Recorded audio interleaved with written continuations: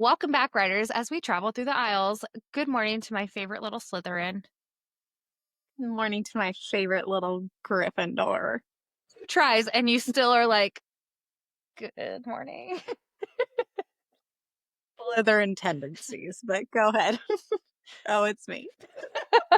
Warning! If you have not finished Onyx Storm, stop right now. Thank you very much. Go back and finish the book, and then come right back to us, or we'll be waiting for you.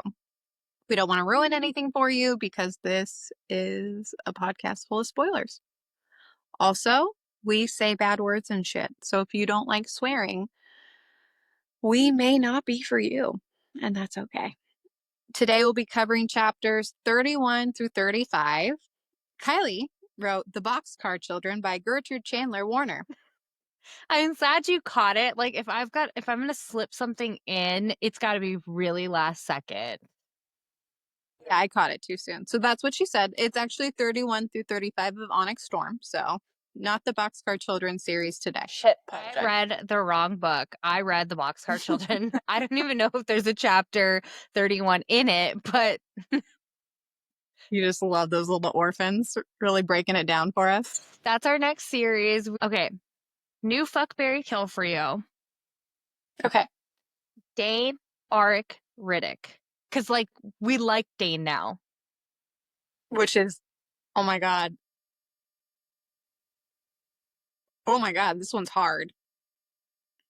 I don't know. Shit. Do you have yours already? I'm even in a toss. This is actually one of the hard. It's like, I feel like when you do Shadow Daddy comparison, you like know which one you want to marry. But Who has yeah, there's a hierarchy. But these are like really solid leading, well, not leading. I like Art. I do I too. do like Art. He's got a shitty dad. But you'd be So that marrying wouldn't be fun. royalty if you married him. I know, but I don't. I really like him, I do too. but I feel like am I gonna kill him?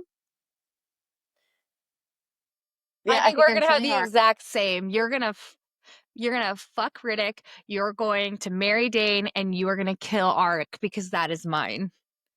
Yes, that is what's gonna happen. And like, fourth wing me would be appalled right now. Absolutely. But I like really like Dane. Dane really won me over. Like, we were easing back into him, and then Onyx Storm, he just crawled his way into my reverse harem without even like a hesitation. So once he made the decision and like helped kill Varish, spoiler alert, and just kidding, and Iron Flame, I was like, oh, uh-oh. And then he went with them. I was like, oh no, again. And then he just kept on like helping and being supportive. And now I'm just like, He like asks for permission to touch Vi. Like, I he is know. solid, respectful, like, he respects your boundary daddy. And he'd be a really good husband. Yeah, he would. We might have to kill his dad, but What do you mean we he'd be might? a We good. absolutely will. Yeah, we will. Yeah, and I'm choosing to fuck Riddick. He's not marriage material.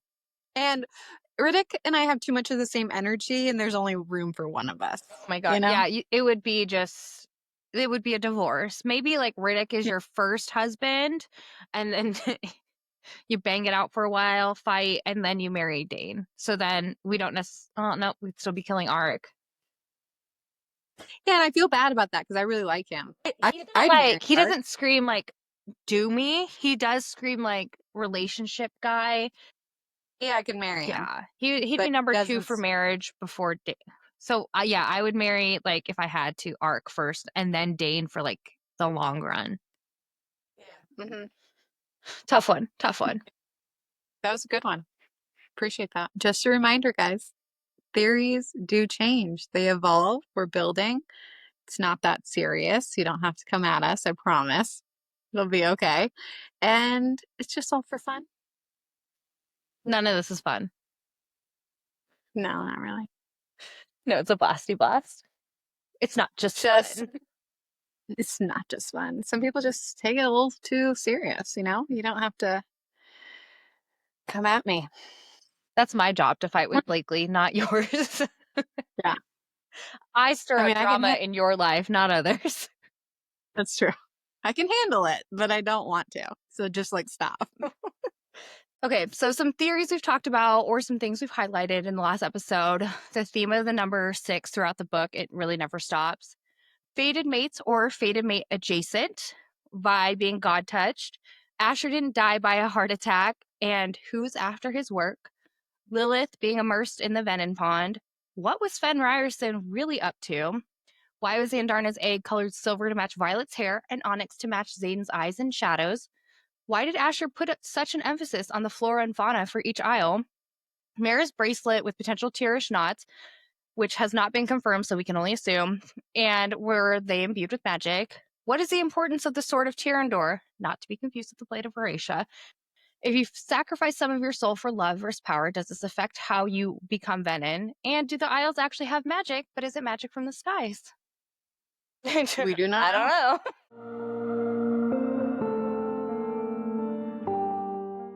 Chap 31 Summy is what Kylie wrote. Chapter 31 summary or Chap 31 Summy. Just trying to make you British, I guess. Guardians are no longer permitted to dedicate children in service to their favored deity. The decision to serve the gods for life must be made after the age of majority and of one's free will. Public Notice 200.417, transcribed by Russell Lightstone. So I wonder what triggered this change. Like, what could have happened to want to change the ability to dedicate children? Like, if your child. So my question to you, Blake, is if your child had a weakness that could potentially be changed by the touch of God, would you do it? It's a really tough question. Well, yeah, and we just don't know the implications and like what that means. Yeah. So I'm not sure. I can't fully say no. I mean, if you could take diabetes away, wouldn't you kind of want it? Yes, but I wouldn't dedicate Rowan to do it. Yeah. So, you know, if you ask me the same question back, my answer would be no. As a child with special needs, like I wouldn't change it because it's given us so many different opportunities, but at the same Right. time, like we don't know what the God touch will do. And I don't know if that would change him from being him. I mean, it would Yeah. because it's the personality. Also, it depends on who you're dedicating to. I wouldn't dedicate to someone where it's the whole life service has to go to them for sure. It would have to be someone else. Yeah. But I don't think so. I don't think I So would. after a little shifty for this. Parents used to dedicate their infants to a particular deity service when they thought the touch of God would help that child. That's what Brennan said. That's what his father told him. We'll get that later in the book. But what happened in the 200s? The beginning of the war in Poromil started in 233 AU. But like, why then was it no longer acceptable? Like, what was the change? There's no other timeline markers in these books before 233 AU, except for 1 AU, which is the unification of Navarre. So, like, there's a huge gap in history that we don't know anything about. Right. And I wonder, something had to have happened where all of a sudden now it's not okay. You know, is this something that Navarre has erased already from history? They're shifty. Mm-hmm. And as to tie in I guess it's Lyra instead of Lyra. Do you see that? Yes, I told you. I don't want to say that though. What feels good As to you? Lyra and theophany theory, because I'm just married to Lyra now at this point. But I guess I'll have to change it. You know, if I could change from fair to Feyre and Thephany to Theophany, you kind of have to do it too. I can. Okay. As for my Lyra and theophany theory, see, I did I'm it. proud of I know that people have like a little problem with part of the theory because she was dedicated to Dune, which is a lifetime service, which I understand. But it's very much possible that back in the day, her parents had her dedicated as an infant, and we didn't know the rules back then. We can't pretend like it's the same rules 6 centuries later as it was then. Or maybe she came to Dune later to be dedicated after she already was a writer to get that extra power. Or I personally believe is that all of the first 6 or 7 were personally touched or dedicated to one of the main gods. So I just think that her story's different, and it's not necessarily the same type of like high priestess situation as we see now. I wonder if Violet finishes her dedication to Dune. We know she's not going to, but would finishing change her whole hair color? I think so. I think we'd go all silver. Interesting. Mm-hmm. So back to the Sums, chapter 31. Chap 31. No, I'm not doing it. You're fucking with me too much with this. I'm not doing it. Vi is shooketh at the silver-haired ladies that match her, particularly the one that only had the ends of her hair silver. Clearly, Vi is not the only one without a set path.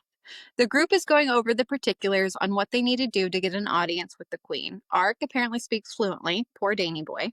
They ask who will fight. Ark says him. Zayden says absolutely not. And then they tell them one of the big bitch twins, Costa, will fight Zayden. Zayden had to shed some blood for Dune before they can fight. Okay, but really, poor Dane. He says to Arik, "Are you fucking serious? Why didn't you tell us you're fluent?" And Arik is just like a typical younger sibling. And I say this as I was once the youngest sibling, but now I've got steps. He's like, "You never asked." Like, what a dick. That is, I mean, I would say 100%. I 100% understand why Arik has not said anything. I get it. They didn't ask, but like, poor Dane. He sees Dane learning and struggling and studying Nonstop. And this poor Ark's like, okay, well, I can do this in my sleep. I've been doing it for my whole life, but all right. Arik's still mad Poor about Dane. Liam, for sure. I am. But I mean, Yeah. I love Dane. I forgive him, but I have not forgotten. There, I agree with that. Also, at this point, Violet was like, she must be 75 years old, talking about the silver-haired high priestess she's talking to. And she asked, how long would it take for such a tattoo to fade to the point that it's unrecognizable, like our girl Theophany? My stomach lurches in my throat. There's no way. And then she doesn't finish her sentence. So I kind of feel like Vi is starting to figure this out on her own, but she's just not going to say it until it's revealed. About how, I mean, Theophany's got to be, even if she's not Lyra, she's fucking old. Right. Like, she's got to be probably at least 6 centuries old, just because she said that there's only a couple people that are older than her and faster and more magical later in the book. So it's like, Maybe Theophany was a god and then she wasn't into it and she channeled from the earth. And that's why she's so fucking old. Mm-hmm. No Botox for her. And you have to think, like, I wonder what kind of, as somebody with like a shit ton of tattoos, I'm like, well, how much in the sun were they? Like, did she use sunscreen? What kind of ink? No. Yeah, like the Barrens might have really intense sun coming down, like it's like Palm Springs or something. I don't know. I mean, that would play a factor. Like, how much time does Theophany spend on the beach? I don't have an answer, Kylie. You just have to. Venin go swimming to cool down. Can I don't Venin know. breathe underwater? Now we're gonna go down this road. Okay, we were already talking about Venin and their skincare in the past. Like now we're worried about Venin and if they can swim. Yeah. Why wouldn't they be able to swim? Okay, but can they breathe underwater? They're not necessarily like full on human. I think it's a valid argument. Like, do they take some gillyweed and like go underwater and hang out with some fucking mermaids? I don't like that part of the book either, by the way. Okay, so no gillyweed for them. No. I don't know. I could see it. I mean, we'll get to it, but they are like, there's certain islands that are afraid of like what's in the water. Right. Which is. Because I mean, is there mermaids? Can the mermaids channel from the earth? Like, do they channel from the water? Who's to say there's not mermaids now out in the sound and real life? Narwhals, like, we don't know what's down there. We don't know. I think we should table this conversation on if Venin can swim. We'll discuss it, later. You know what? No, we're going to put a fucking poll up on Instagram. Do you think Venin can swim? Well, I mean, okay, I think that they can swim because, like, they retain, their brain. Human. Yeah. But can they breathe underwater? Is the magic different underwater? And that's what's under the Emerald Sea. Emerald Sea. The Emerald? Yes, there you go. Now we're on the same page. Tirandor? So really, the Emerald Sea, there's a bunch of mermaids harboring emeralds, and you have to battle them. Yes. We just fucking figured this whole book series out. This is going in the way of mermaids, for sure. Why not? Dragons, mermaids? Yeah. Oh, Maybe dragons and mermaids fuck. It's undecided. who's the bottom?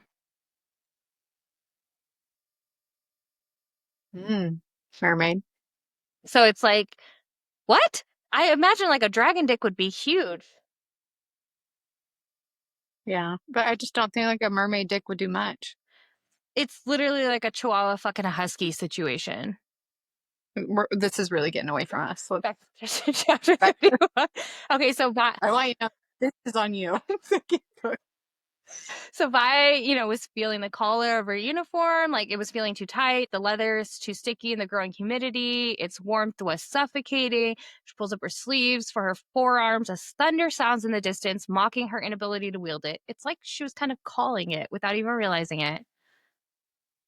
It's like she was manifesting it too, because she was like, I want my fucking power back now. And then all of a sudden it just shows up. Weird. I feel like we can get into this in another chapter. Weird. The priestess says you don't agree with Dune's ways, and Vi tells her that it's a poor test of character. The priestess says they will negotiate weapons now, and Vi makes the comment that he's fighting without his greatest one, which is the high priestess replies that she's decided that is why that he should not fight alone. The high bitch cuts our boy Dane in the arm and wanes on about how bloodshed really does test character. Dane agrees to fight. Solid Dane. So the priestess, she's talking about characters always revealed in bloodshed, and then they negotiate weapons. And then Violet said he's fighting without his greatest one. We're referencing Xaden fighting without his greatest weapon. And the priestess says, I think you may be right about that, which is why I have decided that he should not fight alone. And I know she cut Dane here, but Violet is Xaden's greatest weapon.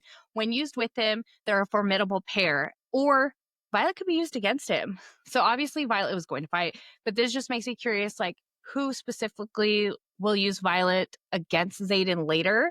Obviously, like 1-star Diamond Venin want her in their downline, but I wonder if she's gonna like have a target on her back and be like kidnapped. Well, I mean, that's what Barish was doing Right. in Iron Flame, and I think it will happen multiple times on both sides. I think people, like even the king, I could see him trying to do this, or even Bougie BT getting Violet to try to get Xaden to come lure him in. Which goes back to Xaden mentioning like her having the protections in place. Like Xaden saw this. Xaden knows that she is his greatest weapon to be used with and against him, for sure. I mean, he's basically said that multiple times, but in a little bit different wording. So yeah, I mean, those two. What did Imogen say? You two together, or a menace, or something like that? Yeah, something along those lines. Yeah, and it's like it's true though. It is true. Interesting that the priestess would see that immediately. Mm-hmm. The priestess asks her if she chose this path for herself. Vi starts to mention her mother, but stops and says, I chose this life. The priestess says, it's good they didn't complete your dedication then. Do you not yearn for temple? Usually the touch creates such a longing that you can't help but return. Or perhaps you now favor another god. I still see us among your potential path. Should you decide to take it, Dune will accept you. It's not too late to choose her. Vi responds, I choose him, meaning Tarn or even Zebebe. The priestess says, our goddess teaches that while battles may be won by the strongest warrior, they may also be lost by our weakest. Both must be tested. The high bitch shanks Vi in the arm. Which also, how dare you? Trying to say that Vi's the weakest? Judge a book by her cover, and that's just fucking rude. We know that you shouldn't do that. But like, how is she able to see her path, but she can't see that she's like the strongest one? It just doesn't make sense to me. Maybe she just like has a block to power and can't see how Right. She can only Half. see Violet's like power with Tarn, not with Andarna. Right. So Yeah, and just sees this little weakling, poor frail girl. thing. Poor frail girl.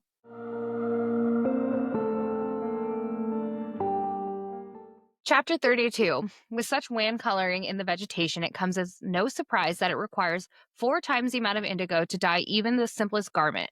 I can't help but wonder if the colors of our continent are the exception or if the Isles are. Umbriel, Isle of Dune, by Second Lieutenant Asher Daxton. It's almost as though the land was drained of color. I don't know why, but I'm stuck on imbuing things. But do you think like someone like Violet or someone else was bonded with an Irid, they could imbue the land and bring magic back? Maybe, because I mean, irids can change color, or like, well, they can change a lot of things, including magic. Like, include magic. So, it's possible.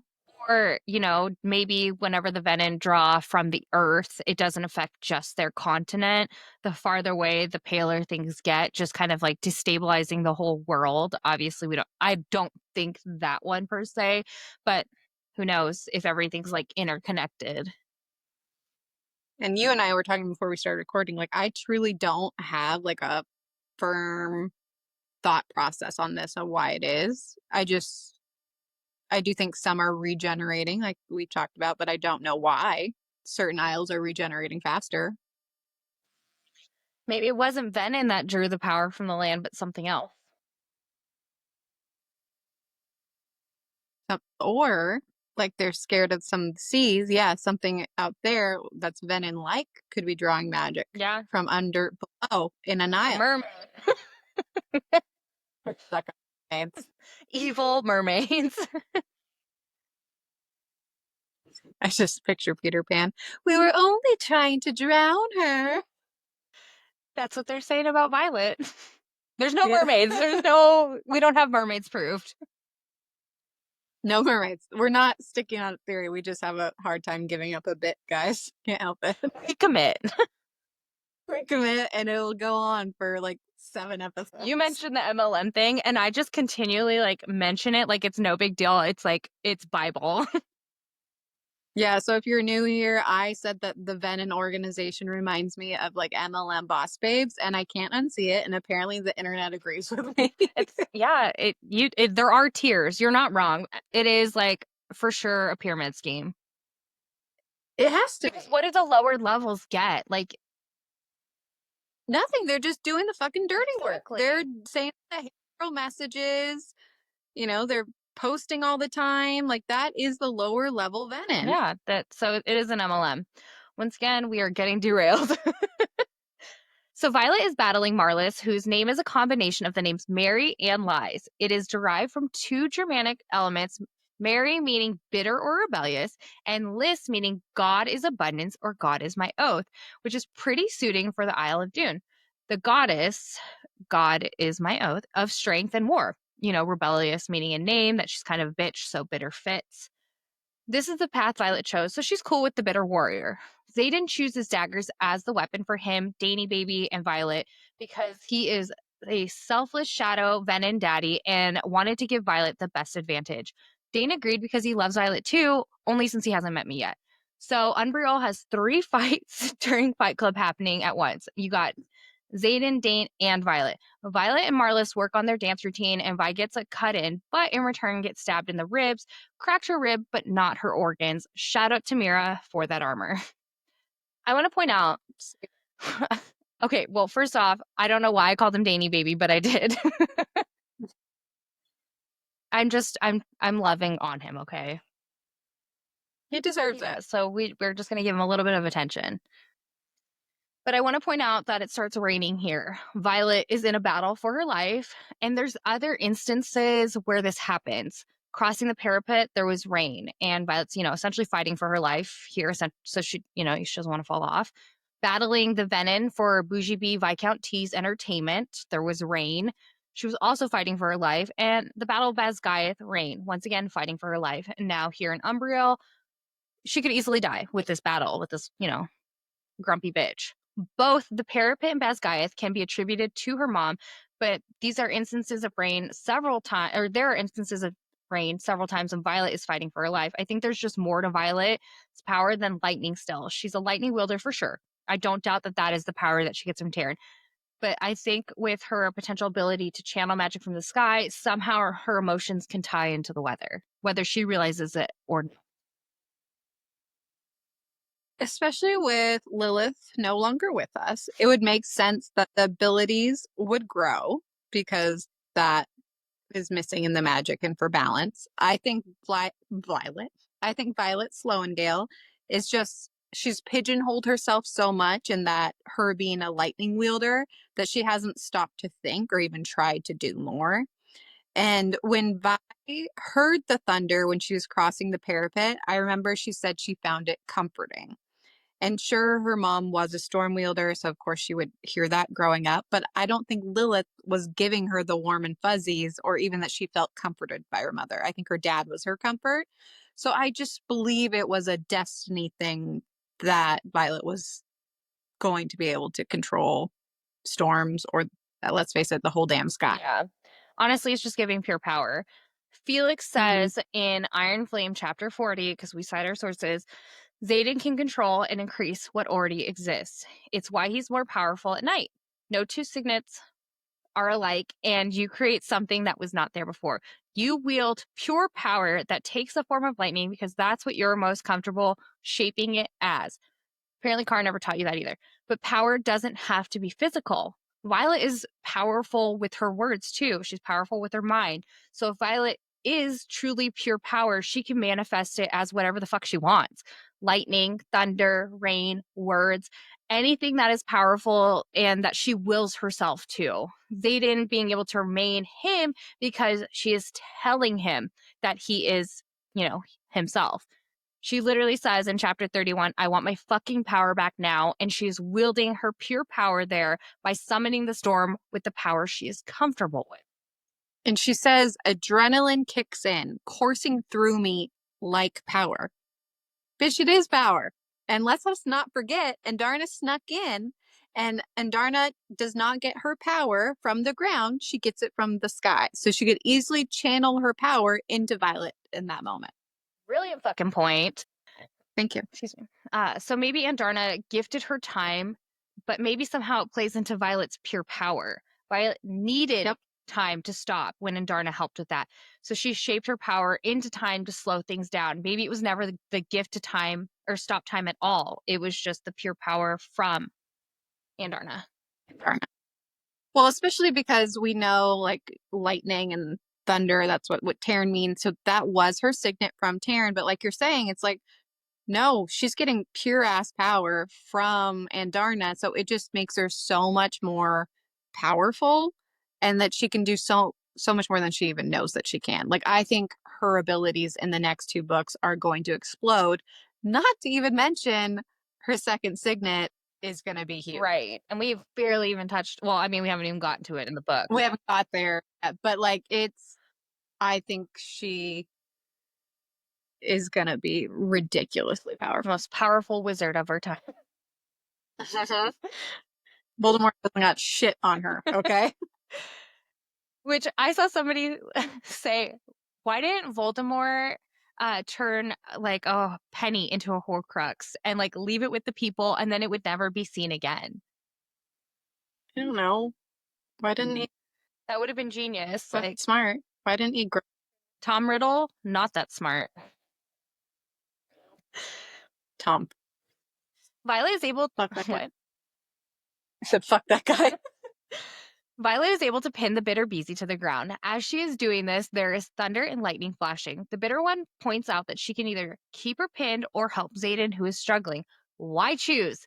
Finally, a why choose moment that Blakely approves of because Violet throws a dagger into the shoulder of the butthole, battling Xaden, doing Xaden a solid, all while being able to hold on to Marlis. Why choose who to save when she saved them both? Violet yells to yield, but the bitter Beezy is stubborn until lightning streaks downward and strikes to the left and right. Rock cracks, and then she yields. The only time you'll ever approve of a why choose, just because it's not a like love interest. Pretty much. Why choose isn't what I go for, but Kylie does. Love it. up every episode. You bring up Pounded by Produce again. Sorry, what were you saying? So Violet describes her feelings, saying, "A rage devours me from the scalp down, storming through my veins in a surge of heat that sizzles the rain on my back. I yank my dagger from her neck, flip it, throw it once with motion. Sounds more like power on a powerless isle to me, and it also sounds emotionally charged to me." Yeah, so if she's pissed, if she's orgasming, she has power coming, okay? Literally. So Vi asks Andarna, "Are you all right?" And she says, "I am angry." I think Andarna's power flooded Vi's system and she was able to channel because of that, which is interesting that her lightning signet is allegedly from Terran, like I was just saying. So how is this possible? Is Andarna just pure power, pure magic? I mean, Andarna can change magic, so So everyone has lesser magic through the dragons, yeah? yeah. And you have to learn how to wield it. So, it's the ability to take notes, power the lights, etc. Violet is a lightning wielder from Terran, like we don't doubt that. But then Darna gives her the ability to have her power manifest as whatever she needs it to be. God touch species of dragon, God touch Violet maybe. So she can still have a signet from Andarna, but she's pure power because of whatever the prophecy fate is, so she can wield from the sky to shape her power as needed. But also, I think Violet needs to learn how to use the magic from the sky, just like they have to learn how to wield their lesser magic. So I think it's kind of like the similar boat. Mm-hmm. Yeah, I think Vi is getting magic from, yes, the lesser magics from just being bonded to a dragon. We got Taryn, we have Andarna, and there's no doubt in my mind that just she's God touched in some way. We know that she's partially dedicated. It seems in my head that all the gods are trying to curry her favor. We'll talk about it a little bit later, but Plant that seed now. planting. Dane and Zayden also BRB. Dane and Zayden also survived. Violet checks in with Violet's 2.0 and she's pissed that the shifty people of Umbriel played by their own rules and not the law of just one match. Zayden asks if the lightning was her and she's like, "No way, no magic here," but he doesn't believe her. It's okay, Zayden. We don't either. So it turns out the bitter warrior is kind of actually the queen of Umbriel, who is kind of a snappy bitch, likely because the small frail girl Violet beat her ass. Violet tells her they are seeking the seventh breed of dragon, and the queen tells her if there were such a thing, they haven't seen them in centuries. Then Violet asks for them to be allies. The queen tells Violet that they can't afford them, and then asks how Violet managed to wield lightning there, and that she destroyed their Fight Club terrace seats that stood for 700 years. She said that she was taking the Deverelli approach to an alliance for now, and the price was something everyone in the Isle craves, and it was something she was unwilling to pay. Dragons. It's just so shocking why Zayden stole those eggs. He'd have no reason to do that at the end of this book. Do you think that those eggs are specifically for this Isle? Because, obviously we're going to get into it, but she asked for 2 of each breed. Right. But there's only 6. He only stole 6 eggs, so 1 of each. And there's how many isles? A lot. A lot. But important ones. I mean, there's 4 generally that are discussed. Yeah, so at least 4. But Deverelli already has an eggshell, at least. Right. So we don't. But he wants. It would want dragons. There's 5, and maybe it's Poromil. But why would Zayden bring those dragons there when he knows that it causes them pain because there's no magic? If the dragon hatches, does it change the hatching ground? So, or the hatching grounds change when another. Yeah, those iron. Yeah, so they're unhatched eggs that he's bringing to these isles. So maybe he's trying to change it so the hatching grounds are moving there. Who knows? This is weird, wild speculation. And the magic would regenerate faster because we're getting dragon magic. So he's trying to help the war, essentially, and to help Violet. That's his main concern. But he had a whole master-ass plan, but we'll get there. We'll expand on this. We just squirreled. See you later. We'll talk about it. The sexy man with a plan.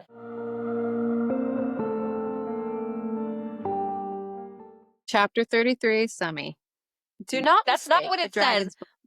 It says chaps 33. I stopped you for that. Chaps 33 Summy. Do not mistake a dragon's bond for fealty. If you expect a dragon to choose their rider over the well-being of their own kind, prepare for two things: disappointment and death. Colonel Kaori's Field Guide to Dragonkind. Tell us how you feel about Colonel Kaori. Okay, so I like got really aggressive writing this because I'm just like, Carrie doesn't know shit about dragons. Which obviously he does know, but I think I'll get to it. We don't know shit about dragons. They're so hush hush. Yes. Show hush hush. But he knows more than most. I will give him that credit, but at the same time, he doesn't. Because, like, we see badass Taryn making adjustments for his rider, and we have Sawyer's dragon doing the same for Sawyer. So Gale was devastated about Xaden choosing to be Venin, not because he was a bad person, because she chose him and loathes. And, like, also, Sigale loathes Xaden's mom, and it seems like the dragon rider bond is more complicated than Kaori putting it in black and white like that. Well, I wonder if it makes a difference for what type of dragon is. There's clearly like rebel dragons, and they're seeking out the marked ones, and those that seem to support the cause. We have assumed that there's some type of civil war going on in the Empyrean, so maybe it's just the good ones that choose and make adjustments for their riders. Where the other dragons, that they're so much better, and these dragons more see a partnership. They might be more in charge, but there's a partnership there. Yeah, because they know that they have to make sacrifices too. Because Colonel Asher Daxton did say in chapter 29, in a culture that worships the goddess of war exclusively, blood is preferred sacrifice and cowardice is the ultimate sin. So maybe those dragons like understand that because they're no stranger to sacrifice. And in Iron Flame, chapter 17, the epigraph says, many historians choose to ignore the sacrifices made by both humans and dragonkind to establish Navarre under the First Wars in favor of praising the spirit of unification. But I would be remiss not to mention the losses suffered, both in terms of the ancestral hatching grounds of each dragon breed and the civilians who did not survive the continent-wide migration that resulted from the opening of Navarre's borders, or those lost when we closed them. So the sacrifice of dragonkind by Major Deandra Naveen, I stand that Carrie doesn't know shit about dragons, or his opinion could have been swayed based on leadership to have people think less of them because he's aligned with Navarre, and we know how leadership has been. So Queen Bitter Big Bitch Betty wants dragons, and not full grown, of course. The continent's humans have let them become too headstrong, too arrogant. She asks for 12 eggs, 2 of each breed, and she'll bring her army to the continent. Warning bells go off in Vi's head with her remembering the second Croblent uprising. They weren't looking for Feathertails because of their gifts. It was because they thought they would be more beta-like. This is giving Varish saying that he controls his own dragon. Like, Queen Bitter Big Bitch Betty is not good, in my opinion. No, I don't like her vibes. And No. I will get to the Irids, but that's just interesting that they mentioned like being molded and Violet. Yeah, like, and look at how Indarna turned out. So interesting. Violence 2.0, as we call her. no, she is headstrong and not to be told what to do. So, and I don't think it's just a teenage thing. I think that's just her. It's almost like she took a trait of Violet's. And that there's like a strong connection and partnership, Weird. and that's why. I mean, you do become more like the top 5 people that you spend your time with. So She's going to be just like Taryn, Indarna, Xaden, and Sigale. Vi tells her the quadrant accepts those who cross the parapet on July 15th and pulls But actually out. Dragons choose their riders, not the other way around. Queen Bitter Big Bitch Betty believes she's Avi worthy with her queen status. The Duke of Darkness lets her know that Sigale isn't impressed with titles. Vi tells her that the fact that she even thinks they would accept the offer makes her unworthy. Queen BBBBB tells her to visit again when they feel more desperate, and from what she knows about dragons, they're rather dedicated to protecting their own, and a dozen eggs aren't such a bad price for saving the rest of them. They find their weapons and head back to the meadow. Miro, when I say meadow, I think of Bambi. We're not allowed to watch Bambi in our household. Rowan's never seen it because we got in the car accident when he was a couple months old and we hit the deer. So yeah, Bambi's not allowed. Just told my Subaru. R.I.P. I love that car. We forgot that. Mira comes at Vi with the same energy as Dumbledore after Harry's name gets put into the Triwizard Tournament. Movie version, of course. Did you wield? Vi tells her, of course, not, and doesn't get why she has to keep explaining herself. Mira's like, okay, but you can still speak to your dragons, and no one else can, so make it make sense. And then, what did you put in, Kai? I put a gif of Dumbledore yelling at Harry, "Did you put your name in the goblet of fire?" I don't know what that accent. Nailed it. Solid. This is a solid act. Once again, all this is weird. But I'm hellbent on Violet only being able to talk to Taryn because of Andarna and her magic. No other explanation. It is through Andarna that they can speak. Yeah, and it's the pure power. So Vi asked Mira, when did my hair turn silver at the ends? She said it just grew that way. Vi's like, of course my parents didn't dedicate me. That practice was outlawed in the 200s and even earlier in Poromil. Which, why Poromil? Why? That's something to look at. Vi tells her she saw a girl with the same hair as her. Mira says that's weird because they don't have families from the Isles. A little less than 2 days later, they land in the capital of Hedotus. Vi is very excited to explore a community built on knowledge and peace. She notices the vegetation is paler here. Taryn wonders if magic weakens the farther from the continent. And Darna's like, this place blows, let's go. And Vi reminds her that they have to ask questions to try and find a cure for Xaden. Andarna specifically says, "I do not like this place. My kind would not settle here. We should leave." Is Andarna's magic getting stronger over there with the ability to sense that like some shit was about to go down? Yeah, she's a vibe detector. She's like, no, these vibes ain't it.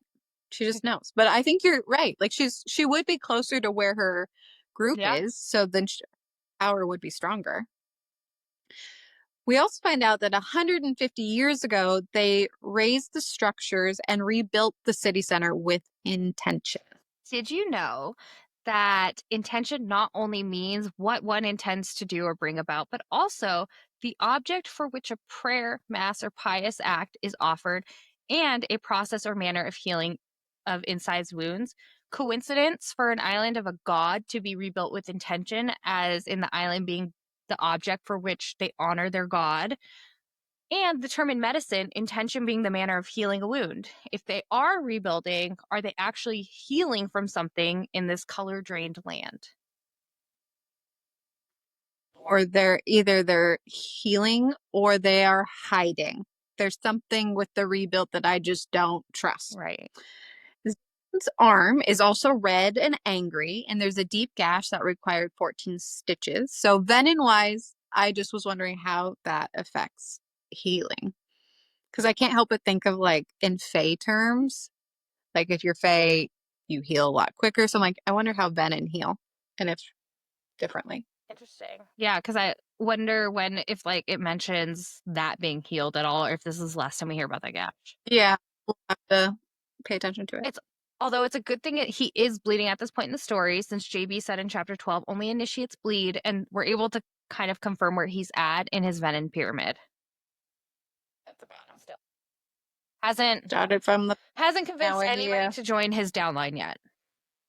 Mm-mm. Yeah. Yeah. They talk about how someone has to prove they're smarty pants enough to meet up with the triumvirate. A group of pastel-colored one-shouldered fashionistas come up towards the group. One starts talking and welcomes them to Hedotus, and then turns his smile to Violet and says, "You have very unusual eyes. Not entirely blue or green or gold, but an amalgamation of all. Fascinating."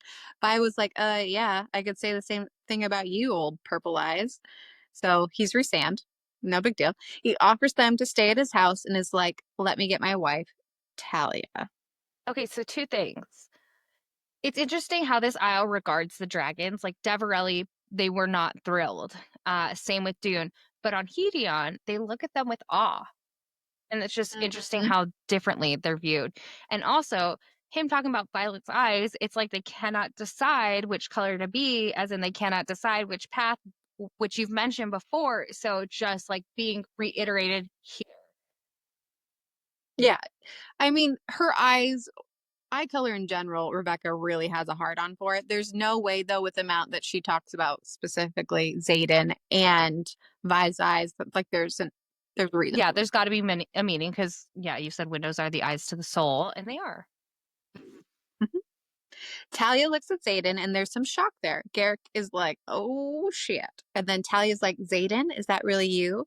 Xaden responds by wrapping his hand over Vi's hip like she needs protection and says, Mom. Ah, shit. Time for the mommy issues to become front and center. What a way to see your mom for the first time in a while. That would be like 13 years, right? Yeah, roughly. Yeah. Because he's 23. I'd be a little pissed.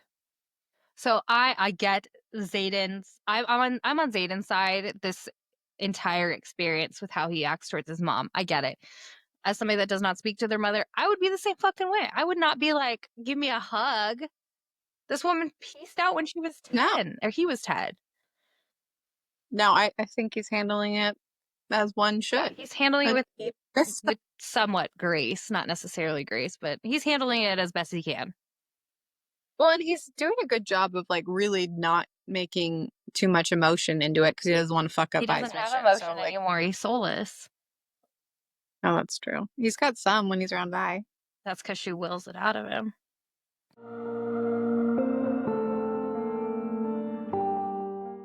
Chapter 34.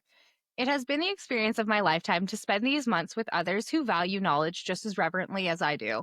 But though their intelligence and their wisdom inspire me, their artifice terrifies me. Hedotus, Isle of Hedion by Captain Asher Sorengale.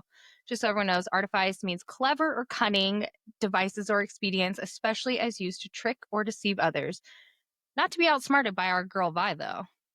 So I do find it interesting that we're assuming, actually, we know it's been confirmed that Second Lieutenant Asher Daxton is, in fact, Captain Asher Sorengale now. But we know in the timeline that he went to Dune first, then he would have married Lilith before he went to Hedion. So it's how's he getting time to go? He's on some type of special mission. There's definitely more insight in these passages, though, compared to Dunes. They seem clinical in Dunes. And then he mentioned how he spent a few months here. So we're just going to have to keep following his journey. Yeah, because there's mention, like, where did he get all this time? Yeah, what was he doing? A couple months? He's off being a slut. Oh. Poor Lilith. Fucking his way through the aisles. And all of these are his love children. To say. No, Asher was a stand-up guy. We don't know much about him. He seems a little shifty to me. He's the Riddler. Yeah, but he left Lilith. Well, no. She said my what did he say? My mom revolved around her or whatever. He was only warm around Asher and fine. Doesn't mean he didn't canoodle. His life revolved around the access of Lilith Sorengale or something. I'm butchering that Power so of the terribly. pussy, I get it. At least name dropping got them a sick upgrade in sleeping arrangements, but at the cost of Xaden's mom emotionally terrorizing him by showing him her happy family she has after she ditched him and Fen. Violet protects Xaden while she can and tells her Xaden is sleeping and can't talk right now. The woman who is basically a wraith known as his mom tries to say she was young and that her contract expired, but how could you abandon sweet baby Xaden? And for those of you who've watched Sex in the City, it really reminds me of Charlotte cursing big. I cursed the day you were born.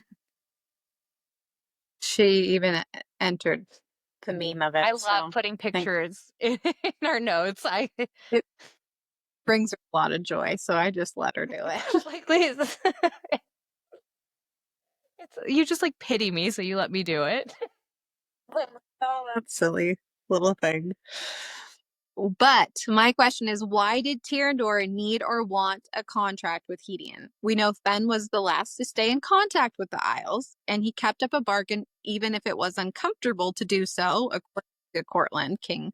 So what did Fen gain from Hedion? Are you telling me that he couldn't find anyone else on the continent to give him an heir? It's just odd to me. Like, what could the Isles give him? And why would he stay in contact post-wife piecing out?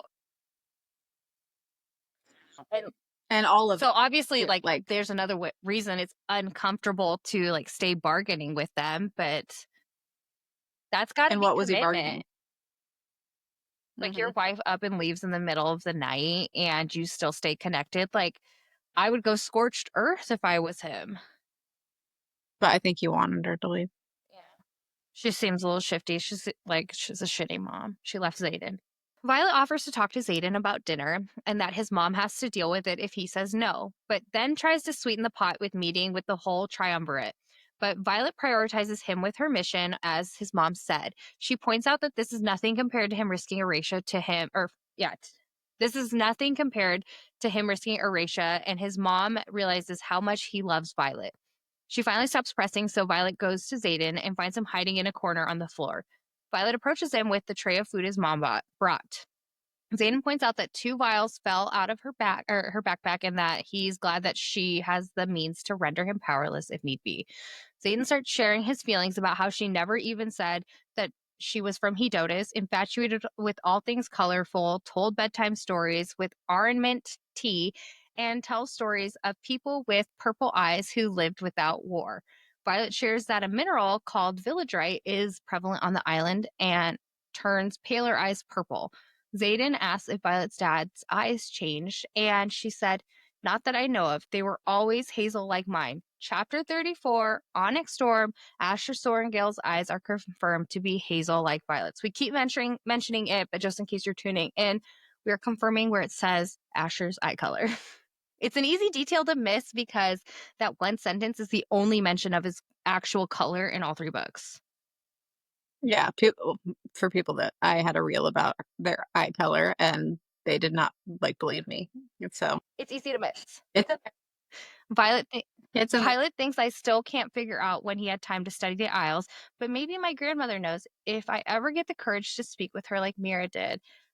How did Asher have this sort of time? It still feels like time plays a factor somehow. I mean, I'm not necessarily convinced that Andarna gave her the gift of time. I do think it's the gift of power now, but I wonder how he had that kind of time. Well, and each time he is ranked up. So they're sending him on these missions, and for what He's completing something to rise in he's rank. completing. Yeah, and we know that the scribes are shifty, so did he go there at first, like on scribe Navarre mission, and then he started seeing things and writing his own? Like, I'm Double just agent. curious on what his journey was there with it. Violet tells Zayden she wants to have dinner, and Zayden is immediately like, no thanks, which can't blame him. The woman pieced out when he was 10. I'd be a little pissed too. Zayden tries to offer slap and tickle instead. We know these two have zero fucking self control, like literally, but she is realistic and backs up from the heated moment. Violet spices or spies. Violet spies Traeger and Cat holding hands, taking a long walk on the beach, and I am currently pre crying. It's like when your eyes well Mhm. with tears, like that's pre crying. I get it. She says this thing that she goes, in a life without magic, the best medicine is time. I feel like this line will come back in future books. Mention of time always just gets us. Well, it just like without magic and what the best medicine is. I have a little inkling, little Peter tingle. Have they tried like laughter with Zayden? Because isn't laughter the best medicine?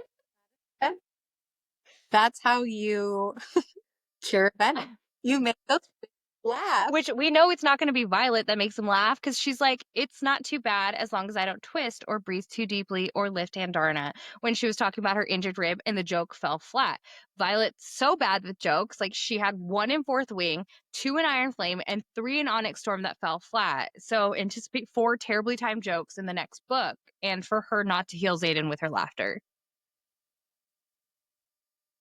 So I'm glad that we took that off the list. Like laughter isn't healing for venom. It's not going to work. Or it might. We don't know because Violet is not fucking funny. Yeah, because that's why Zayden's not healed by laughter because Violet is not funny. Violet is actually really ruining this. She's making him being a Venin worse. He's going deeper and deeper every time she like butchers a joke. He's like, ugh, soul. He's just giving it back. He's channeling without realizing it every fucking time. Her fucking comedic timing's awful. Oh my god, you look like you're coming. That way you look. I was channeling up and out. Is that what we call it now? Let's start saying that. John, I'm about to channel. But I would say it for Ryan, not John. To like as you. Okay, so they go back and forth with whether or not they should attend dinner. Violet points out that her thoughts and feelings are poisoned with grief, but supports his decision no matter what, knowing that this isn't a black and white decision.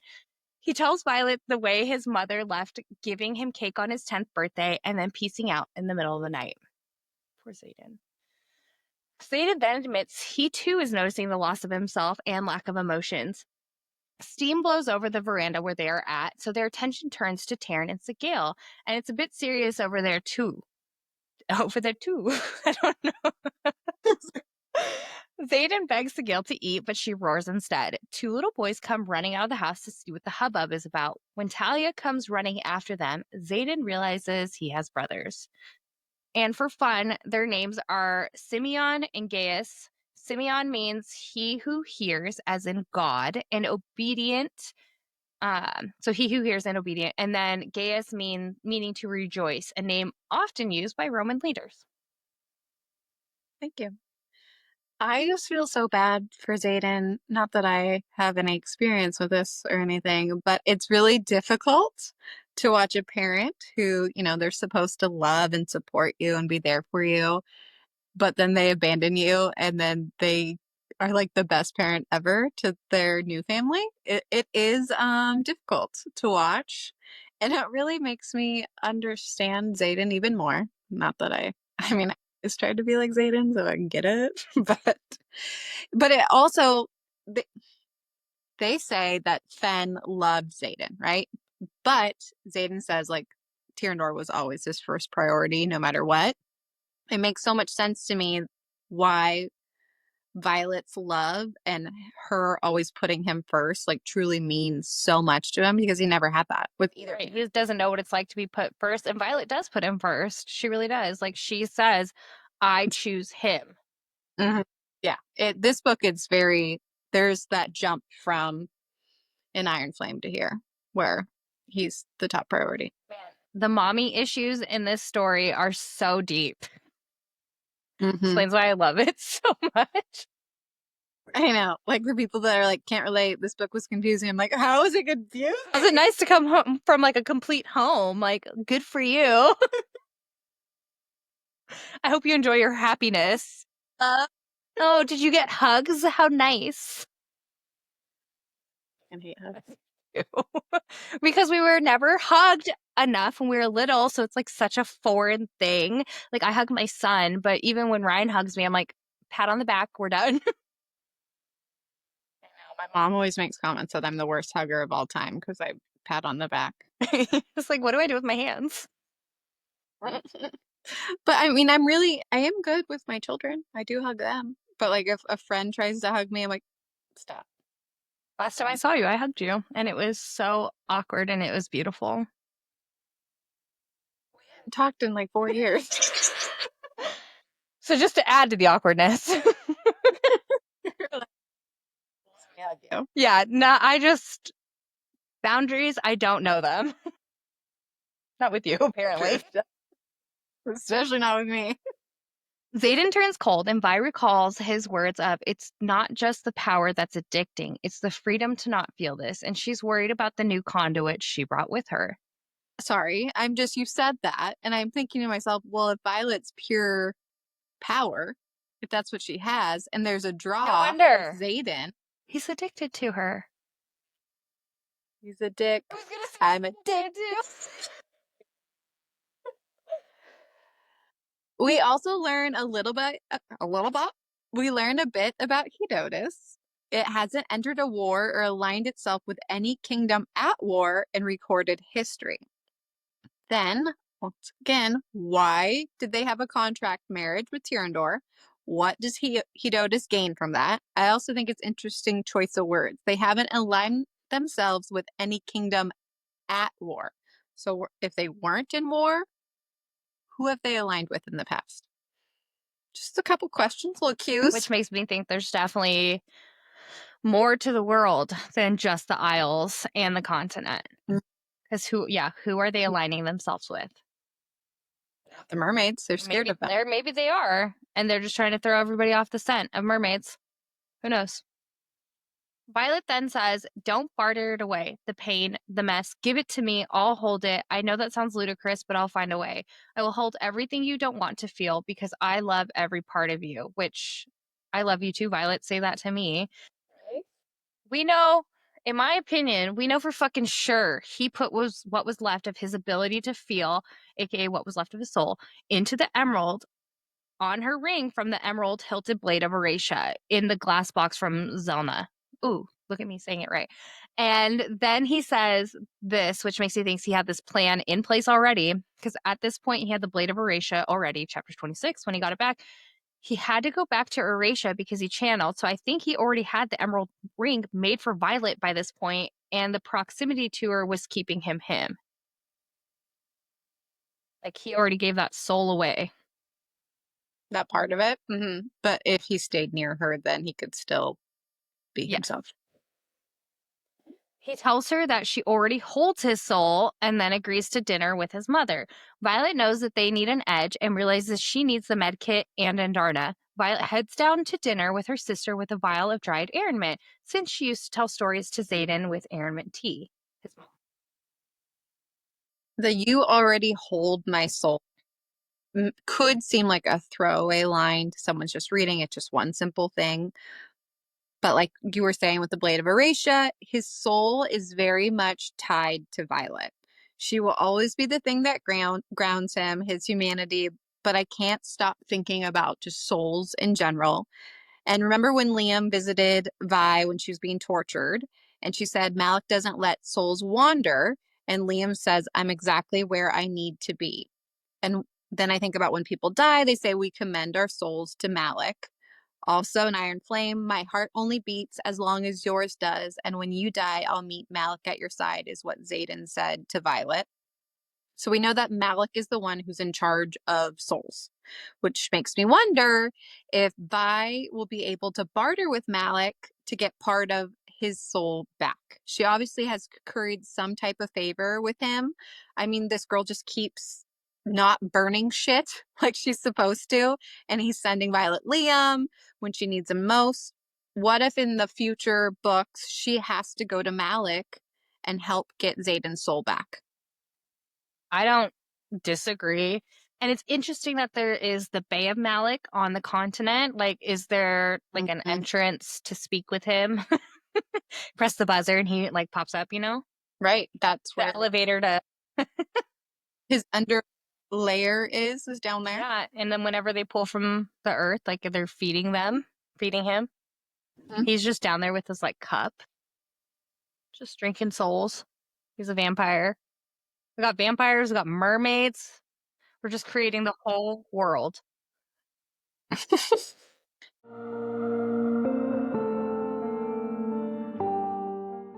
Chapter 35, Sums. I didn't add anything fancy. It was not chap. It was not a chappy. It was not a chap. Just a chapter for you. Thanks. I was doing you a solid. I'm so nice. Mm-hmm. You're nobody knows what it's like to deal with you. You made this choice. You made this choice. I stand by it. It makes me laugh. The god of wisdom is the trickiest to placate.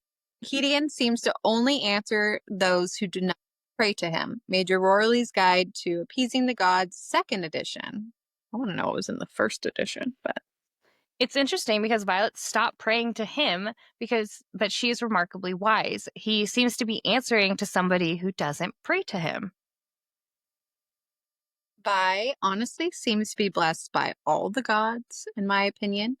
But Vi says earlier in the book, a scribe would never pray for wisdom, that something like that should be earned. So I feel like Gideon sees Violet and is like, rah, next. I hate you. But I really do feel like Vi, especially with the Irid and just her complete pure power that she seems to have, they all want her to choose them. They want her to go down the path for them because her path is Yeah. still undecided. Yeah, maybe. I mean, they're always like, I mean, she's getting lucky all the time. Literally I in mean, she's 2 fucking levels. Oh, I know. And then like Dune, she's obviously a great warrior. It, I don't know. Malik is like, sure, don't burn stuff. I don't care. Let me send you your dead friend. And Liam. she would go to his temple to yell at him when her dad died. Mhm. So maybe like it turned Malik on. Yeah, he likes that. He likes a feisty little thing. Feisty, fragile thing. He's like raw next, you know? Like that's all loving Violet. Solid. It is.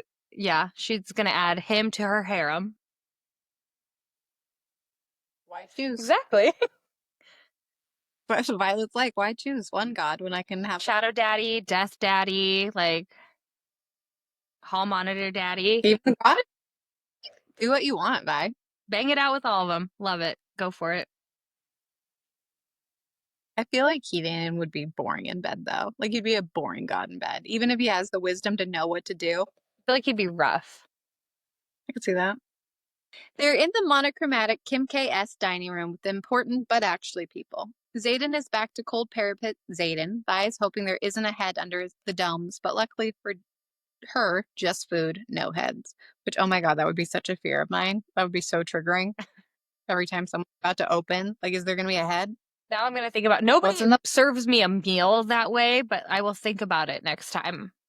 It's because you're a Okay, at Porsche, hotels, okay? I don't just have them at my house. Maybe we should get those for our house. Dinner is served. I do not like my family enough to do that for them. One of the but actuallys thanks Gideon for this meal, for the peace in their land, the wisdom he sees fit to gift, and the satisfaction of thriving relationships. And may their minds only know hunger. It's odd to be praying to the god that doesn't want to be prayed to. No foreshadowing happening here whatsoever. Talia's but actually husband, thanks for bringing the air and mint tea. Shit's real awkward. Vi cuts right to the chase and is like, you're testing us, aren't you? But we aren't in a formal setting as is custom, and there's no witnesses. Talia's but actually husband is like, well, Talia will serve as a witness. It's informal due to the delicate nature of relations. Xaden's like, why? You think I'll embarrass my mother with my lack of wisdom? She's like, no, Xaden, I'm shameful, and I asked for a favor so you would be more comfortable. You're always a smarty pants. That's what she says. Definitely says smarty pants. Yeah, that's like one of Rebecca's favorite terms to use in her book. Yes, for sure. But actually asks if they die, do they're dragons? And they're like, usually no. Kitty Cat's like, well, griffins do. They bond for life, which the bud actually thinks is stupid. Kitty Cat's like, I respect my griffin for who she is and what decisions she makes. Griffins and their sacrifice to bond humans have allowed us to win the Great War and survive centuries of war after that, you dumb bitch. One of the other but actuallys is like, spoken like a true royal. I hear you're in line for the throne. Then they talk about pouring me a line and blah, blah, blah. The but actuallys are like, wow, so many young royals, so many potential alliances. Why aren't you contracted to one another to forge future kingdoms and provide heirs? Ark is like, my brother will be king, leave me out of this. The but actuallys aren't impressed. Then they direct their but actually energy to Xaden and are like, what's your excuse? We heard you got your title back months ago. Talia gives a little defense to Xaden. They have current info. Who's trading info to them? Like, where are they getting it? How do they have it so current when they've cut everyone off? I don't know. Well, and we can assume that Cortland was the one that first, but is he always the one dispersing information to the Isles? And why would he tell them? I feel like it's got to be there's somebody. Well, there's somebody else. I feel like I don't think it's just Cortland.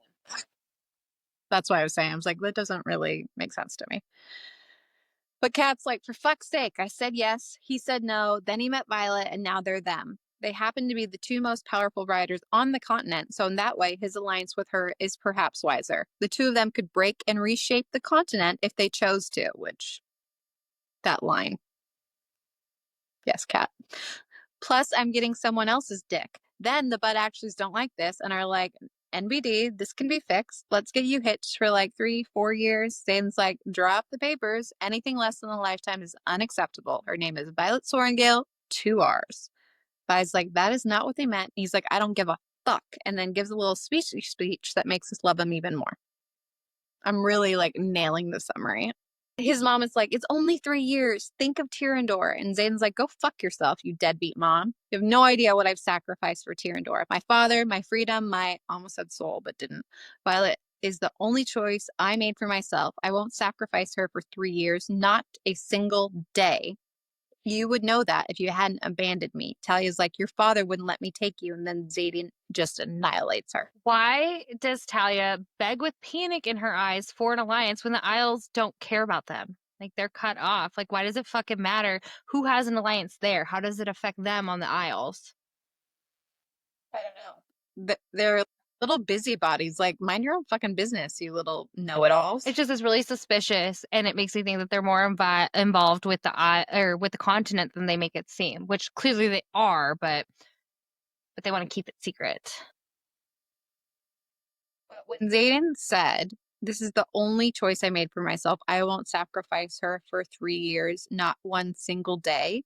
But at the end of this book, he leaves. It just really, in my opinion, proves my point that there was a whole ass mastermind planned all along. He was never meaning to leave Violet forever. There's a plan to get them back together. I agree. Thank you. I like it when you agree with me. It's so rare. I'd rather just fight you for fun. I feel like we agree on books a lot more than. Yeah, it's weird to agree with you this much because, like, you know, for a long time it was Housewives that we talked about, and we don't agree at all on Housewives. No, we do agree on what makes good TV, but we usually. Yes, for sure. And we do agree that Traitors is the best reality TV show of all time. Yeah, it totally bumped out Housewives for me. Like, I love Housewives, but I would just so much rather watch Traitors.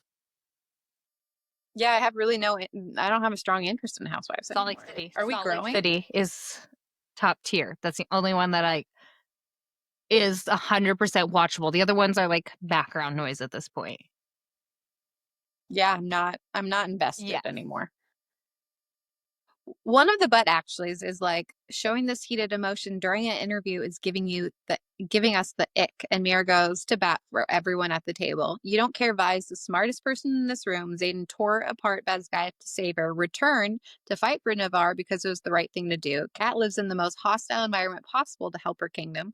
Arik had to blow his cover so we would have a royal rep, and Garrick has stood by Xaden's side no matter the cost. Which, Riddick didn't get one shout out. You're never going to show your knowledge or ally with us anyway.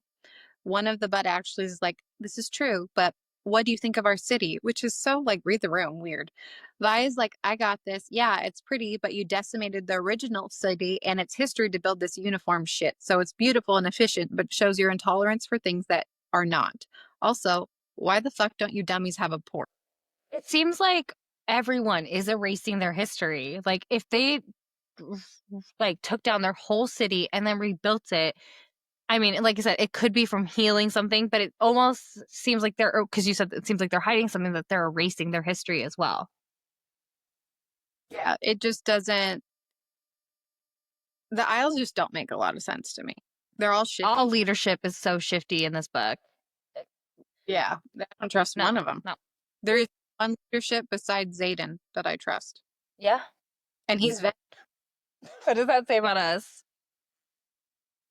This is the only one I trust is Xaden. Yeah. But I do know that I make whatever decision based on Violet, so it's probably not the best decision either. So yeah, we really can't trust any of them. Just the mermaids. No, mermaids. Mm-hmm. But actually is like, it's unwise to venture over water when we know next to nothing about what lurks within its depths. So clearly they wouldn't like the movie Jaws. And one of the but actuallys is like, we're supposed to take criticism from a group that doesn't even know the name of its own continent. And Arik is like, listen, but actually it's Amaryllis, according to ancient royal records and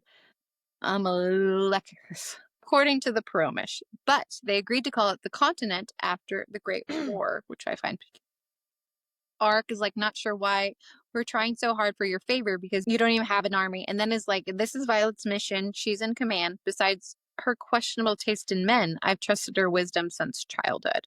I'm convinced that Ark has a crush on Vi. And I think everyone's in love with Vi. I know. They love that nerd. So except for Sawyer, who's into Hottie with the Naughty Body, Yes. Justinia. Yes. Mm-hmm. Every other isle worships one member of the pantheon. We celebrate all but hold one above all others, Amari. So if they live on Amari's continent, given the name and the temples in Erasia and Shantara, is she the one that's shaping Violet's life? Amari is the queen of the gods. Violet did say reminded her of Amari in chapter 1 of Fourth Wing, so maybe it is Malik that has something to do with Vi, like you said in chapter 34.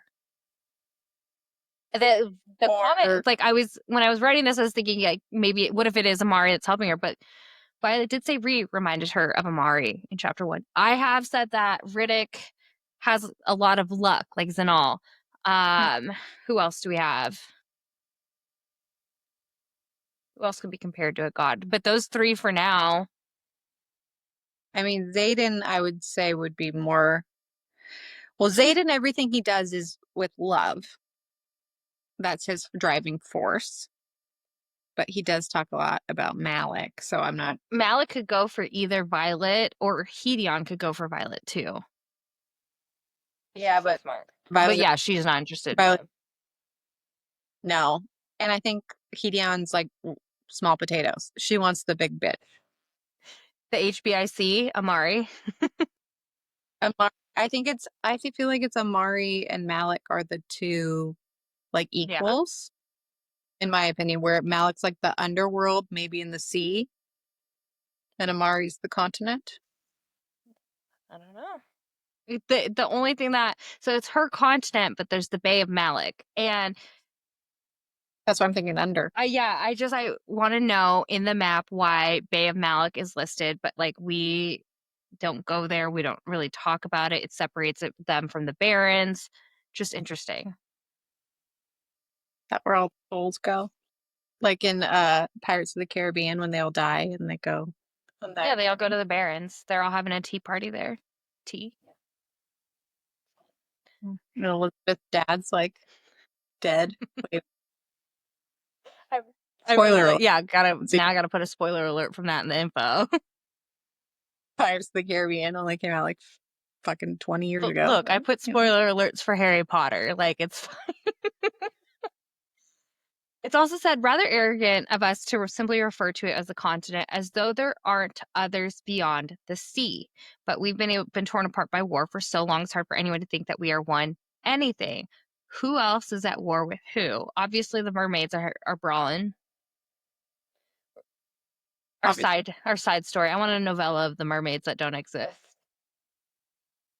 What if they do? And we're like geniuses. I would love it. I'm here for mermaids in this story. So we know we've been at war for so long, so he's referring to Navarre and Poromil, but like who else? The Isles are. Yeah, because as though there aren't others beyond the sea. And specifically, I'm curious about the Emerald Sea because, that has a title and Dane had a hard on for. Oh my God. Dane has tried so hard with languages and he got shown up by Ark this whole time. But what's going to happen is Emerald Sea knowledge. Dane's like, my time to shine. Hold my beer. I've got this. It's Dane's moment. So really, this wasn't Dane's moment to shine. It's coming. He will be coming. It's coming. I mean, I'm fine with it. I've got my reverse harem with him in it. So, yeah. They're impressed with her being bought into an Irid, but the main bud actually is like, not so fast. It must be a unanimous decision. Why don't you worship Hedion? Vi is like, I was taught wisdom should never be prayed for, but earned. And as much as I'd love your libraries, I'm only interested if it contains Venin deets. The cook comes out with chocolate cake, and we find out Talia has been trying to collect all the chocolate she can, which means The fucking Beezy knew they were coming. Vi quickly figures out that they are all being played and something is in the cake. She gets everyone to not eat it, but Garrick already started digging in. He quickly realizes he doesn't feel good and then just stops breathing. And then what picture did you put in here? The kid eating chocolate cake from Matilda. I swear that's everybody's thought. You said every millennial, but I just feel like that's everybody's mental image of this moment. Everyone. I actually think about Matilda more often than I probably should. Like I think about the chokey a lot. I think about when I put my hair in a bun and I don't look cute. I'm like I'm Mrs. Trunchbull. Like there's a lot, like a lot of things that chocolate cake is for sure this I point. think of Danny DeVito turning back the meter in the car. I also think, oh yeah, I forgot about that. Or the carrot flipping it around. So this episode is now Yeah. about Matilda. It's an It's movie. amazing. It's done really well. I love that movie. And, I get reels that pop up all the time for it. So that's probably why I think about it so much. I don't get reels that pop up for it. You will now. What was so the cook is like Miss Cookie, right? Wasn't that her name? Remember. And her name was Miss Cookie. Gross. So, reminder, Venin can die from poison. So Kai's theory of Garrick being Venin is still very much Because, possible. they only had a certain amount of time, and we'll get into the next chapter, but like a certain amount of time to get him that antidote. So I wonder, like, if they didn't have Violet, well, obviously he would die, but like, does this process sped up for him if he is Venin? Never know. But also, again, I ask, who's trading info? Why do they have current information and details on the quest squad's whereabouts? What do they have to gain and from who? Because that's oddly specific to know Xaden was going to end up there and that this bitch has been collecting chocolate. Which her whole fake reunion. Like, what a bitch.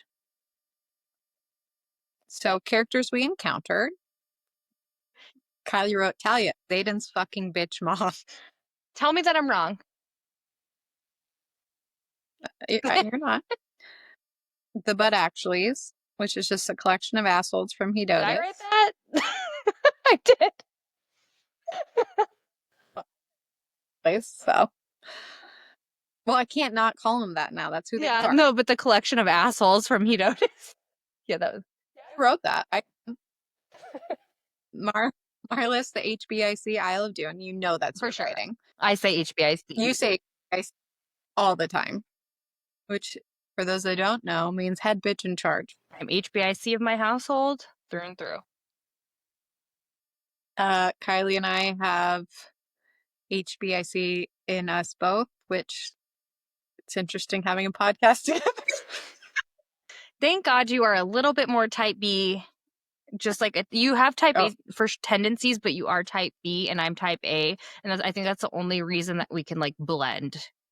Otherwise, I would want to stab you with the sword of Tyrandor. It was like oddly specific. It was the first thing that came to mind.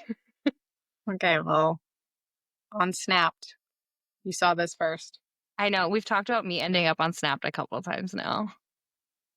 But therapy saved me. I'm not going to end up on there.